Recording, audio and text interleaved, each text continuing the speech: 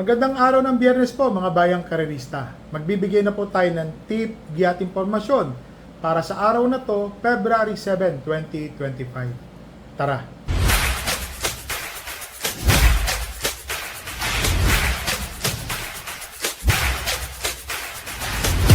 So mga bayang karerista, ngayong araw ng Biyernes, meron pong hinandang 7 karera. Ang start time po ay magsisimula sa ganap na alas 5 ng hapon. Ito po ang ating kopya. Yan o. So mga bayang karerista, race number 1 po is 3-year-old and above maiden race. 8 runners po. 1,400 meter race. First choice po, entry number 6, enough is enough. Ito pong si enough is enough mga bayang karerista. Consistent po ito na in the money. Second, third, and fourth. Masyado pong malalapit. Kaya lang o parati yung dihado ang nananalo, natatalo po siya. Pero consistent po yan na always in the money. Si enough is enough. Second choice ko po, entry number 4, AM Espresso. Ito pong si AM Espresso mga bayang karerista ha. May tuling kabayo po ito. May huling takbo po ito, napanood ko, nandun po siya na nasa unahan, malapit. So tingin ko po may panalo rin po yan. Nilagay ko pong third choice yung magdadala ng marcha. Entry number 2, Rapabel. Ito pong si Rapabel, may tempo po ito na 1.30 sa same distance. So, nandun po si Amans Aman. Oo.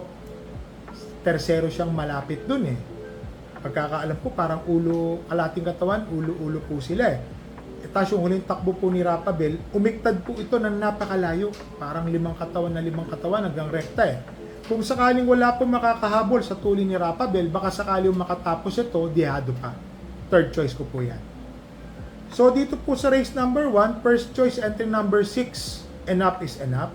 Second choice entry number 4, AM Espresso. Third choice entry number 2, Rapabel. So dito na ho tayo sa race number 2, rating 5 placer, mga natitimbang po ha. Ito pong race number 2 hanggang race number 7, lahat ng distansya po is 1,200 meters. 8 runners po, yun dito po sa race number 2. First choice po, entry number 8, Catherine. Third place na pong tumakbo po ito nung huli. So may katagalan po, kulang may gitsang buwan na pong huling tumakbo to. Tingin ko po ngayon, may panalo po ito si Catherine. Second choice ko po, entry number 7, Pendant. Kung makikita nyo si Pendant, nandoon, sumusungaw po yan. Baka sakaling makakalimutan nila merong isang pendant na Romero Mate. Malaki po ang panalo niyan. Naglagay po ako ng third choice. Entry number 3, Heaven and Earth. Alam ko ho, na-scratch po ata ito nung huling takbo. Pero kung pagmamasdan nyo po mga takbo nito ha, na tersero po ito. Alam ko kay Ryan Base, ang patong. So para sa akin po, malaki po ang panalo ni Heaven and Earth. Consistent din po ito na 1.30 sa distansyang 1,400 meters. Sa 1-2 po, alam ko may 1.15 hanggang 1.16 medya po ito. Kung magagawa po niya ulit ang tiyempong ganon, tingin ko malaki po ang kanyang panalo.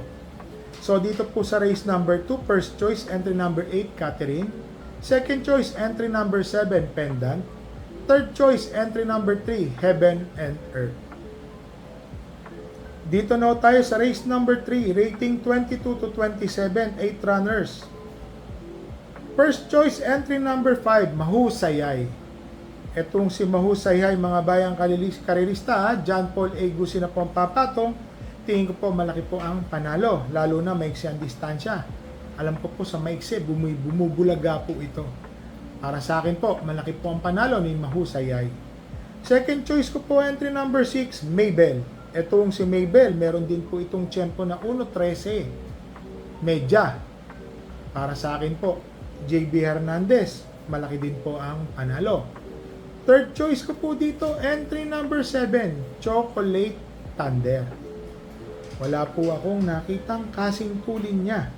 Kahit na ano po ang sabihin nila, basta alam nyo na, maganda pong isama natin. Para sa akin po, pwede po itong idagdag. Kaya nilagay ko lang po siyang third choice. Kasi pare-parehas po silang 1.13 ang tinatapos sa distansyang 1,200 meters.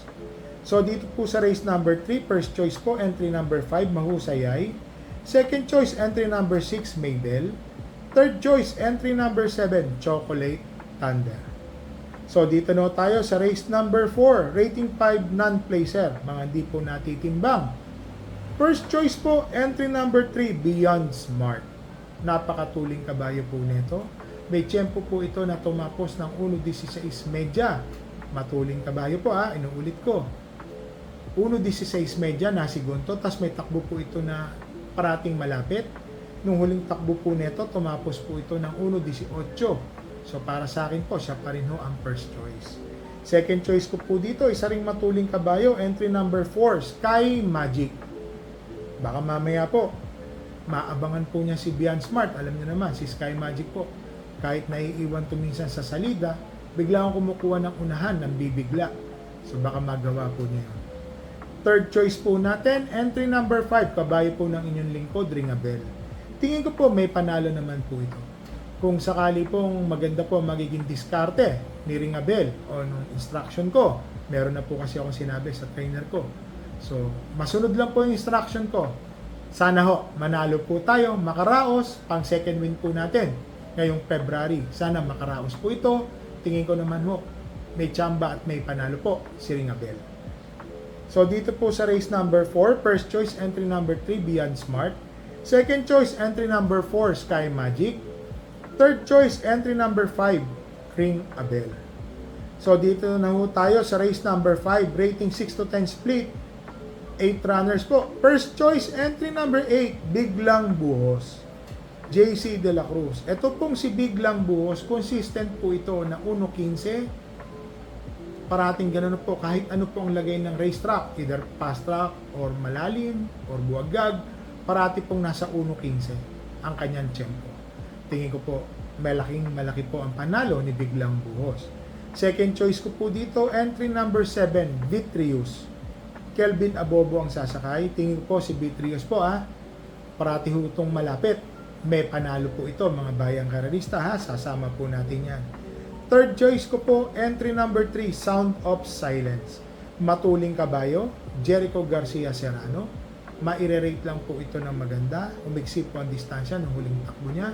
Tingin ko po, malaki po ang panalo ni Sound of Silence. So, dito po sa race number 5, first choice, entry number 8, Biglang Buhos.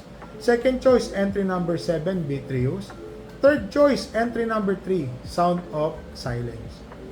Dito na tayo sa race number 6, 1,200 meters, rating 16 to 21 split, 8 runners. First choice, entry number 1, High Roller. Always in the money na po ang tinatakbo. Second, third, and fourth. Nung huling takbo po nito, akala ko mananalo tuloy-tuloy sa balya. Pero bumalik naman po siya. May buti na bumabalik na po ang buti ni High Roller o yung kondisyon niya. Tingin ko po, malaki po ang panalo ni High Roller. Second choice ko po, entry number 4, Winter on Fire. Rating 16, sagad na po ito. Alam ko, imported po ito. Matuling kabayo. Tingnan, baka mapahirapan lang po ni Real Equity, Noble Promise. Si Winter on Fire po, medyo gumaan din po ang laban. Tingnan ko po, malaki po ang panalo. Parang tumapos po ito ng tersero o segundo, parang ganun po. Parang alam ko po, nandoon na to malapit na hindi lang nakaraos. Naglagay po ako ng third choice, entry number 8, Calendar Girl. Si Calendar Girl po, tumapos ng kwarto o tersero ng huling takbo, malapit na po yan. Nandoon na po yan. Tingin ko malaki po ang panalo ni Calendar Girl. So dito po sa race number 6, first choice, entry number 1, High Roller. Second choice, entry number 4, Winter on Fire. Third choice, entry number 8, Calendar Girl. So dito na tayo sa race 7, ratings 11 to 15 split, 8 runners. First choice po, napakatuling kabayo, entry number 8, Natural Beauty. Papatnubayan po ni JB Hernandez. Tingin ko po, malaki po ang panalo ni Natural Beauty. Lalo na po ni Mr. Aerodynamic ang sasakay. Si Uno, tingin ko po maire-rate niya po ito na maganda. Kaya pong tumapos. Second choice ko po, isang deremating kabayo, entry number 5, Red Soul. Tingin ko si Red Soul, malaki po ang panalo nito So dito no, third choice po, entry number 1, Arrogante. Baka mag-aumento po ito mga bayang karerista Para sa akin po, malaki po ang panalo ni Arrogante. So dito sa race number 7, first choice entry number 6, Natural Beauty. Second choice entry number 5, Red Soul. Third choice entry number 1, Arrogante.